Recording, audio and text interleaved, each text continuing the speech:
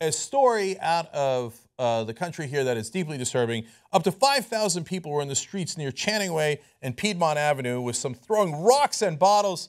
At least one person was sent to the hospital as a result of 3 reported assaults. At this point, it is unclear what sparked the chaos. We've got a riot. We've got a riot somewhere in America. Where are the fathers? Where's the community leaders to stop this kind of rioting? It's always these guys that are out in the streets. Wait a minute, let me get some pictures on this particular riot. Oh, right, it's at Cal. It's mainly white folks. Interesting. Oh, Fox News is not talking about where are the fathers, where are the community leaders, why won't all white people apologize for this riot in Northern California? Well, that's weird. Get a load of this guy. There's a dude on top of the busted car with an axe.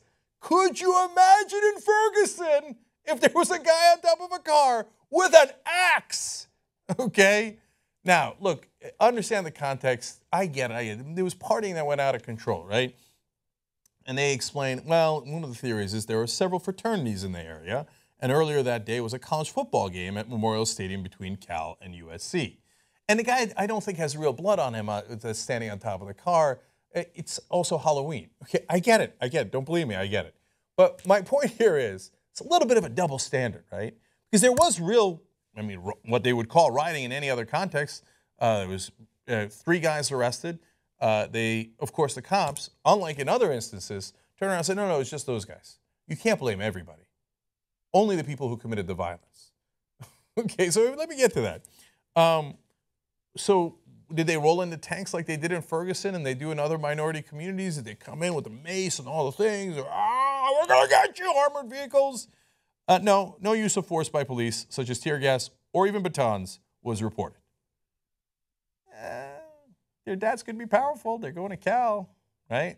You're really going to hit a kid with a baton upside the head and his dad could be a judge or a senator or a banker on Wall Street? You're not going to do that, right? All of a sudden, let's use some restraint here. Let's do restraint, okay? And Lieutenant Andrew Radavir said, there were a lot of people, and some of those people chose to act unlawfully.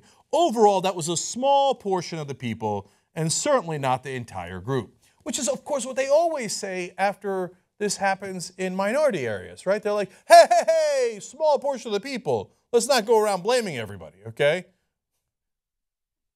Really? Is that your experience? Is that the news you saw? In Ferguson and other places, don't they usually come out and go, this community, what are they doing? Why are they rioting, looting, doing this? They. When it's white people, no, you can't blame all white people. Just a couple of guys who actually did the violence. Black people, no, just a couple of people, No, it's the community, it's the culture. That's what I hear on Fox News every day. It's the culture that's causing this. That's the problem. The real problem is black on black violence. Well, where's all the stories on Fox News today about white on white violence? Oh, I don't hear that.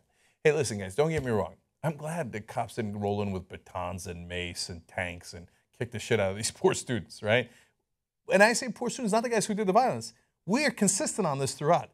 For the guys who were at a party and didn't know some idiot was going to smash up a car or assault someone else, it's not their fault. They shouldn't get their ass kicked. I'm glad the cops didn't overreact. Can we just then take that standard and also apply it to black people, where you go after the people who actually committed the assaults and not pepper spray and baton everybody and then blame it on them and their dads and their culture?